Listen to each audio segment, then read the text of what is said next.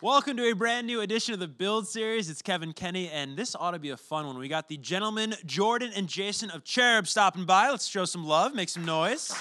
Thanks for having us. How are you guys? Great. How are you? Yeah, I'm doing well. I mean, this will be an exciting chat. This is I've been seeing you make the rounds. You were up at Billboard, my stomping grounds, yesterday, doing a little acoustic set. You like doing that when you kind of strip the songs back? Yeah, it's fun to strip the songs back. This one especially was fun, the Dancin Shoes one. But like, they're always a little awkward at first. Me and Jay, I personally get nervous for them because they're so intimate. But yeah, they're a lot of fun. Well, there's less room for mistakes. Yeah, I mean, it's fun to put together like the campfire versions of these songs. Most of them have a lot of electronic instruments and synthesizers and stuff like that. So to take it back to the core of the music itself it's cool. The gentleman mixing the sound yesterday added some reverb, and I want to give a shout out to the reverb. It was really good. It was just the right amount. It was of reverb? just the right amount. Yeah, that's like a recipe in and of itself. Yeah. For sure. You mentioned the term campfire. We had 3 Days Grace, the rock band, of course, on the show recently. Oh, sick. And they were talking about the Campfire Test. And what they do is they literally, every song that they put on a record starts at a campfire on an acoustic guitar. And if it sounds good there, it's inevitably going to sound good on a record. Do you guys have like a starting point? Or a pattern to writing these songs? Does it always start acoustically, bare bones? No, it rarely starts acoustically. Like, this was a rarity for this one. Usually starts with like a sound, just like a random sound, or like a snare drum or a kick, and from that we just start layering it. Right. Usually starts on the computer though. I mean, just take.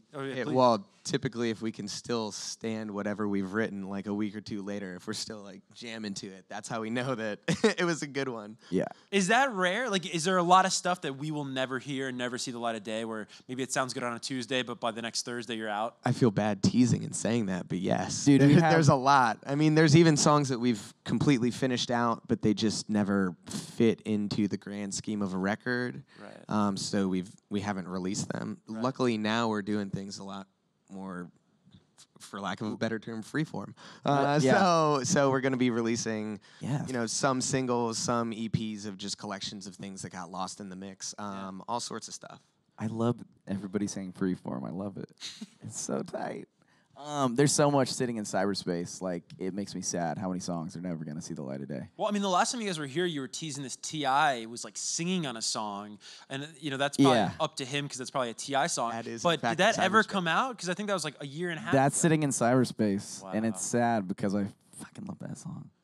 I love it so much. He's singing on the song. It's great. I love it. That's so funny. And, we're going to get into the tour. There's exciting news. 40 dates this fall kicking off the Freeform tour. But I got to talk about your live shows before we get into the new tour.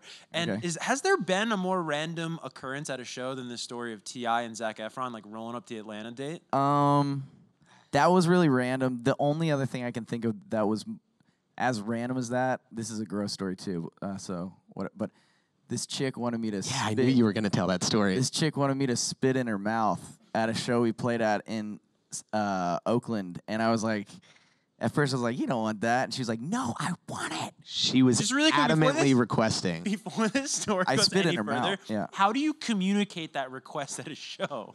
She was in the front row and she was screaming at me. Yeah, but there's music, so she's like mouthing. She was yelling loud. Wow. And I was taken aback because I'd never gotten that request before.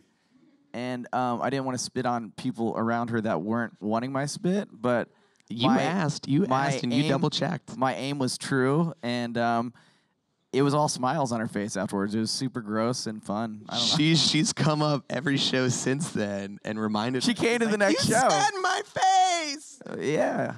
You know? Made that Sharing is journey caring. from stage to fan would have been quite the Instagram boomerang. It's like if captured. I had a front row view of this from the other side of the stage, and I could not believe what I was watching. So, it was amazing. Spitting in someone's mouth, and then T.I. and Zac Efron. I'm sure they're thrilled if they ever see this clip that they're in the same breath as. Yeah, I mean, the other day, getting to announce DJ Paul coming out on stage too. Yeah, that was tight. That was high school me was freaking out. All of our dreams were coming true there. It's I was like peeing my pants a little for sure. Yeah. That's rad. Hey, and that Spittour, at the end of the day, maybe an idea for a meet and greet. VIP pack. Oh my god. Meet and spit. A meet and Yeah, spit. just a little perk to the VIP pack. It would only be like 1 or 2 people, and they would be the weirdest. They would. Yeah. We'd immediately become friends. I already know it. Once you spit in That someone's is mouth. quite the bonding experience, I'd have to imagine. Not that I ever have. Yeah. I wanted to talk about the live shows specifically because of another thing that I heard you guys say in a recent interview where you look at the live show, you described it as a hangout, you've described it as a conversation, both very intimate things. But when you view a live show like that, and you're not some big pop act, all these pyrotechnics and staging and whatnot, how do you one-up that show? Like, is the answer to become more intimate, spit on more fans?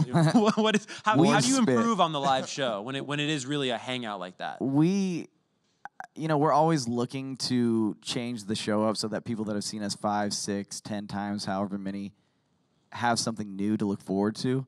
But I mean, it doesn't get any better than being intimate with fans and like letting them know how much they mean being there to us. Like, this isn't a job. Like, we're not working when we're on stage, and they make that possible. So, yeah, just staying real with it, like kicking it with them after the shows. When I'm on stage and I say I want to go get drunk with y'all after the show, like if you're of age, come to the bar, let's go get drunk.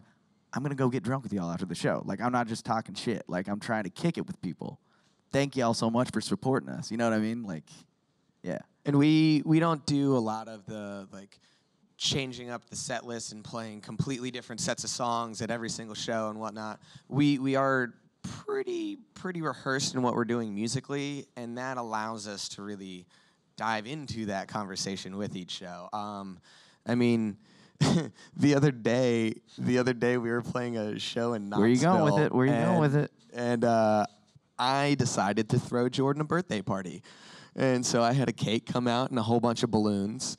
And then halfway through the show, I didn't realize that he had a surprise for me. He goes into the back and comes out dressed like a pirate. Yeah. And then goes on this whole long speech about some days you wake up and you just want to dress like a pirate.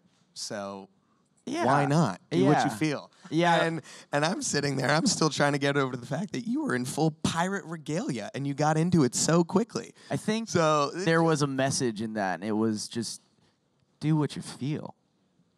So I felt like being a pirate that day. So I went to Party City, and I bought a full pirate outfit. Wow. It was like 16 different pieces. It looked great. You got to follow an intuition like that. You can't deny pirate intuition. You cannot deny a good pirate day. Now, talking about, you just said something that, sorry, I lost my train of thought for a second. The pirate. We were talking about, the pirate was, Sorry, dude.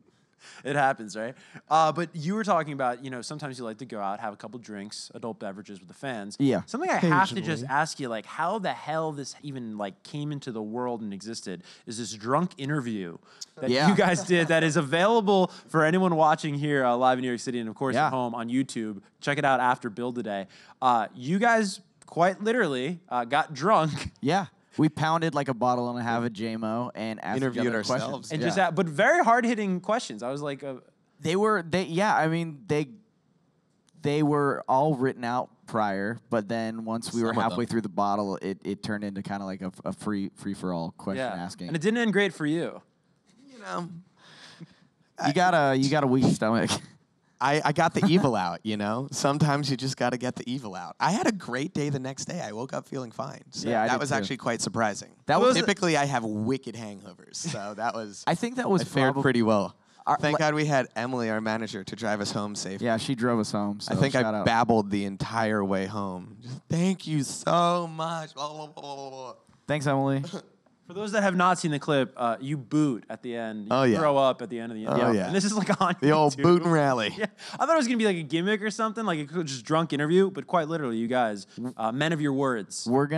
We should do it again. Yeah. We've been talking about doing part 2. Quite the bar in the back. There's some Glenn Levitt in the back. Let's just bust that. Actually, yeah. I'm going to sound like a cheesy promo guy when I say this, but I truly do mean this with Dancin Shoes. I don't know if I've ever heard a song that sounds like this. I mean, it's one of the most original sounding songs, and I mean that in the best way because I love it. But talk to me about how Thanks. you approach a song like this, because obviously the word genre is not in your vocabulary. So that's really cool that you say that. We never try to focus on a genre, even though that's like a comfort thing for people. They want to know what genre you are to kind of like compare it to this or compare it to that. It's a lazy question, though, and it's a very outdated question. Yeah, I agree. I think that things are blending, and it's just we're trying to blend as much as we can, like influence-wise. But I think I literally was just talking about this before we came in here. The concept with this song was like mixing electronic elements in with organic elements, with the acoustic guitar and trying to find that like middle ground between like a campfire song and something that could like make people dance and sound really big and loud live, Totally. And trying to do it in a non-sticky way. Yeah. It's really easy to force elements together to just be like, oh yeah, we made a stew, But Yeah. to Do do it that's in a what way we're about. that feels organic and makes sense. Yeah. Along the lines of the idea of mashing up different subgenres and genres in general, I read a great line about you guys recently where it said, if you love 90s R&B, pop melodies, and sex, drugs, and partying, you guys are the act for that person. I'll take that one. I'll Is that take fair? it. Is that That's accurate? fair and That's a good accurate. one. Yeah. Is that the stew? Is that the ingredients of the that stew? sounds like a good stew. Throw it in the pot. But where does that? Do you actually? I mean, you got the Sade hat on, which is kind of Yes. 80s, 90s. But do you guys have a love and affinity for 90s R&B? I mean, we grew up with it. So 90s music in general, I mean, all of it. Anytime there's like a 90s themed night out, and they'll do like a DJ that only plays 90s music, I forget how much I know and how much it reminds me of my childhood, being in the car with my mom, having her sing songs like Alanis Morissette, and I don't know. Yeah, What's I mean, that I one, guess- Meredith Brooks, I'm a bitch, I'm a lover, I'm a child. That shit just will never leave my brain. Yeah.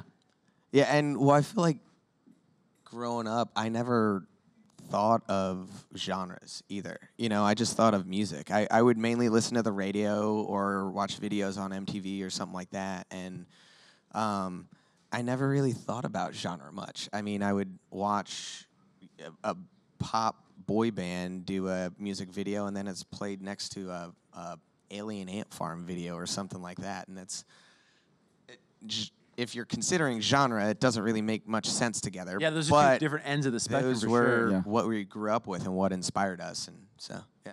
Totally. You Yeah. bring up the 90s. I'm so curious to ask about the name. I hear Cherub and I think of the Pumpkins record, What Cherub Rock. That's like the most. If you look up Cherub, it's us. There's a book series, and Right. then the Smashing Pumpkins song. Yeah. Totally. But there's no connection between like any inspiration drawn from that, or There wasn't for the name, but with that being said, I am a huge Smashing Pumpkins fan. I mean, Melancholy and the Infinite Sadness was probably I have like a picture perfect. That was a gift from my grandmother to me. The double disc. Like I got it back in 4th grade or whatever. I put my name on the back of it. I had stickers with my name on it. So if like I lost a CD, somebody would give it back to me. you put it in the cubby at school and no one would steal it. Yeah, like somebody that steals it will give it back to me or something. I don't know, but yeah. return this. No. It wasn't pulled from that, but Smashing Pumpkins fucking rule. That's awesome. And what's the deal with Snickle Fritz? We like to have fun every once in a These while. are awesome questions. Snickle Fritz. Honestly, it sounds hilarious even just saying that out loud. Snickle Fritz was a way for us to perform under a secret name at Bonnaroo one year. And we've done it a couple other times since then. I mean, we went out in full wig regalia and everything. What were the names? Steven something and Mick Danger. I don't remember what our names were even. I don't remember that. But yeah, we just like to have fun. But that's a Pineapple Express reference, and you used to It's a get Franco a lot, Yes. didn't you? Like It's when that was out, definitely people a used to. Pineapple Express reference. There's some parallels between him and Franco's character. This no? is James Franco from Pineapple Express. Like in real person. This is yes. It's incredible. I'm giving him the Snickle Fritz. Yeah. He's getting the Snickle for it. So But you guys do cool things. Like in addition to that, kind of working under Snickle Fritz from time to time. You also do DJ sets, I understand, like around Nashville. Yeah, I mean, I love to DJ. I typically do a lot of unbilled DJ sets in Nashville. It's just a way for me to go out and play music for like 5 hours on a Saturday night. And people will show up, be like, "What are you doing here?" I'm like, "Shh, don't tell." But then we also do Cherub DJ sets. We like to just throw parties for people. I mean, I like to pack up a bunch of speakers in the back of my car, and then we'll set up in the campsite of a festival at sunrise and throw a random dance party with a generator, you know? Jason will keep going. It's fun. As long as people are having a good time visibly, like, he'll keep playing music. I mean, sometimes I don't even pay attention to that. DJ Sometimes I just straight play. up marathon sets where, like, I can't even, like, I'm like, peace, see you later, I'm gonna go now. So, yeah, we had a conversation about that last night. I don't actually pee during those DJ sets, and I don't know how. But I just get so into it. I don't know. And you probably should start peeing more. I've only done that behind the DJ booth once. Sick. And that didn't end well. Yeah, I bet. A lot about Cherub today on the show. Yeah. I like this. Yeah. You guys are based and live, I guess, in Nashville, right? Yeah. Which is funny because I think, I guess people that know Nashville, I've been there plenty of times for work. It's far more than a country town, but I think it's known as like a songwriter's country town. Sure. But like East Nashville, like that's a pretty rad neighborhood. I don't know where you guys spend your time in town, but like that's an eclectic neighborhood over in East Nashville. We've been living in East Nashville since we moved to Nashville. Oh, okay. So we've been there for about 9-10 years and seen it change a bunch. And yeah, like people think of Nashville as a country town, but it is really like singer-songwriter based, which is a heavy influence on our music. I mean, we're very much, we have a lot of like very structured verse, chorus, bridge, chorus type thing, which you know, is a very heavily influenced by Nashville, the city. Well, you guys are big on, I think I understand it right, like song first, production later. We No? usually It's honestly, it's production first that inspires the song, and then production later, if that makes any sense. I have like random, I'll write random notes in my phone that like could potentially start a song. Oh, I like love those. Yeah, and we share the notes on, it's like a group notepad thing on our phone, and Just insane late night musings. I'll It's definitely awesome. wake up to I some love shit it. I don't remember writing and being like, okay. Well, that's funny you say that because that's a very hip hop thing. I talk to a lot of rappers that are like, you need an attention grabber in line one, even if it doesn't have anything to do necessarily with the rest of the song, just to kind of get the listener to be like, whoa, wait, what? What did he just say? Rap music influences me heavily, and it always has. And I definitely feel like I almost write from that standpoint, like get like a 4-8 bar loop going, and just write to that. That's awesome. Yeah. Yeah, So you that's guys. cool. I mean, really, truly. I mean, it's kind of like it's an overused talking point these days of like, yeah, we take from everything. Everyone kind of says that, right? And I'm sure they Right. do to their credit. But you makes guys like, sense, yeah. but you guys truly do. I mean, listen to Dancin Shoes, listen to All In. It's like, dude, I couldn't even think of a word to describe this other than awesome. You know Thanks, what I mean? dude. I really do mean that. Like, Can I give you a hug? Yeah, let's have a hug it out, guys. Group hug. Dude, it's important to share your emotions and not be afraid to do that. I'm weeping a little bit, man. I'll cry. Yeah, I've cried in public. That could have been a build first, a little embrace on the stage Yeah. there. Maybe a build Feels good to last cry too. every once in a while. But yeah, See how thanks, it man. turns out. That's really nice of you to say. No, I mean it though, and I wanted to talk about the single that we got before Dancin Shoes, which was All In. And I know that you guys, not to put you on blast, but you're big NSYNC fans.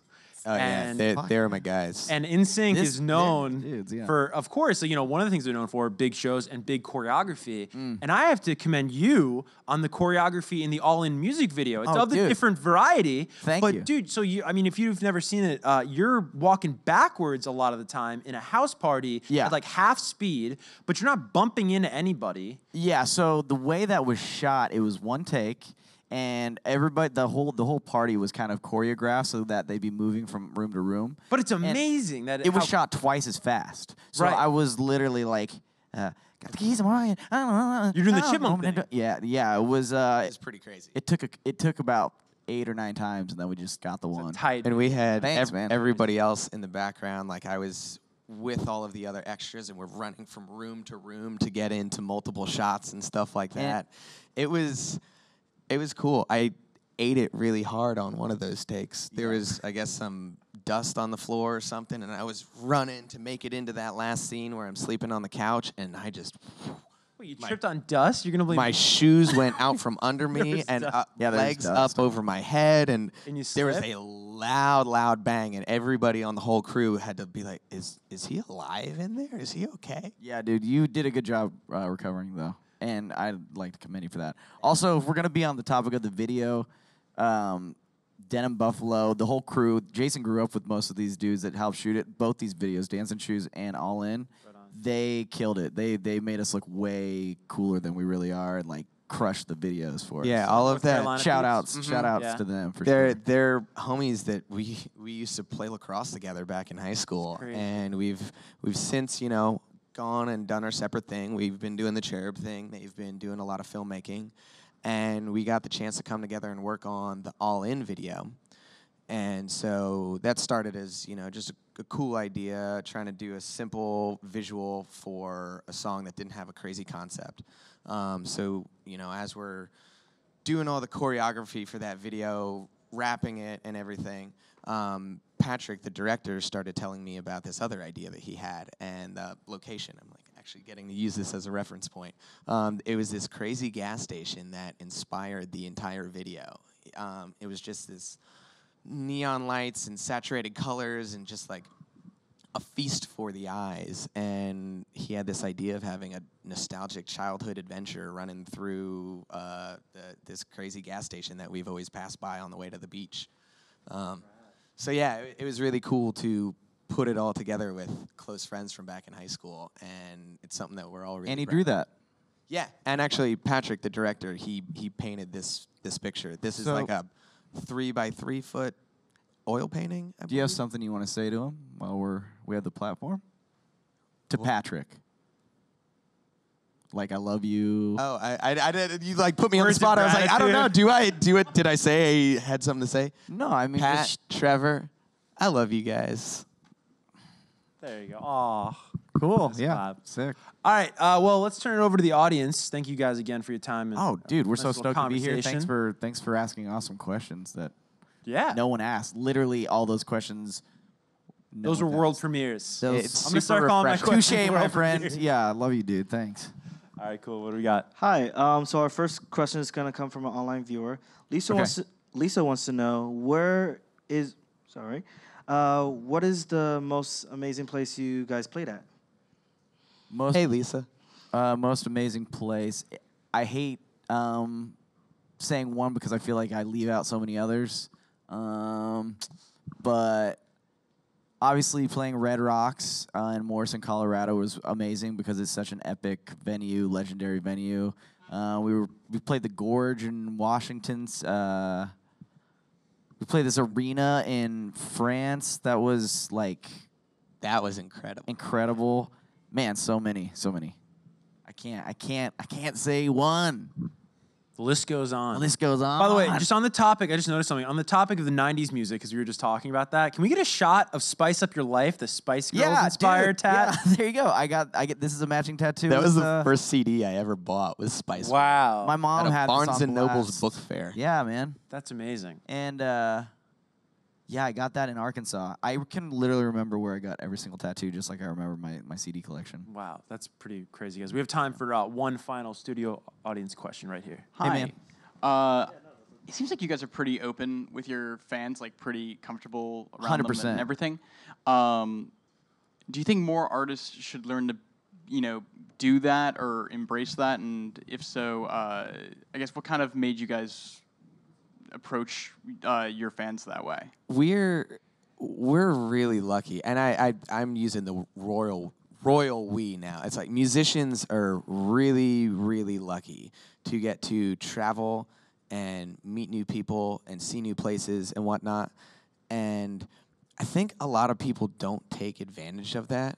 They will, just go to the venue, then go to the hotel, then go to the airport and do it again. And then it gets really tiring and, relentless and depressing. We have always made a point to take advantage of all the opportunities we have because we know they're not going to last forever.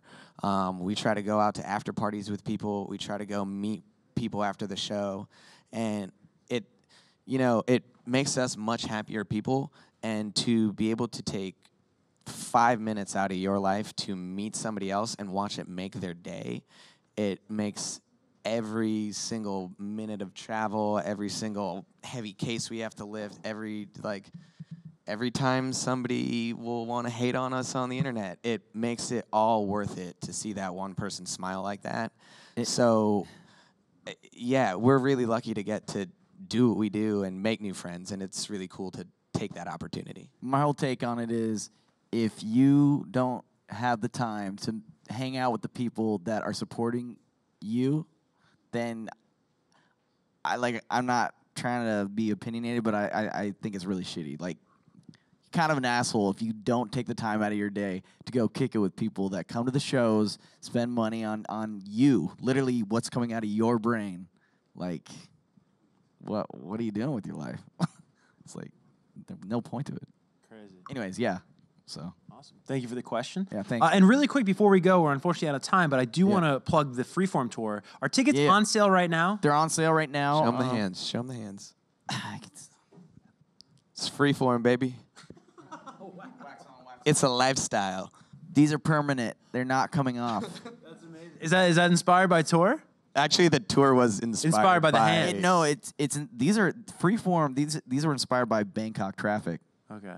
Not the television channel? To be honest, no. Anyways, but yeah, tickets are on sale for the Freeform tour right now. You can purchase them online at box offices. And come see us get sweaty. We want to get sweaty with you. Right on. Very cool. They want to get sweaty with you. And 40 dates, so there's a lot of opportunity to check you guys out this fall. When does it kick off? Do we know? September August? 6th. September 6th. We know the date. You guys are on your Charleston, South Carolina, Music Farm, September 6th. First date on the tour. I'm really excited. I'm ready to go. Better than I could have ever hire said you it. for a marketing campaign? You're doing a great job. Thank you, man. Yeah. All right. Thank you so much for stopping by, guys, and thank you Thanks for watching having at home. us. Thanks, guys.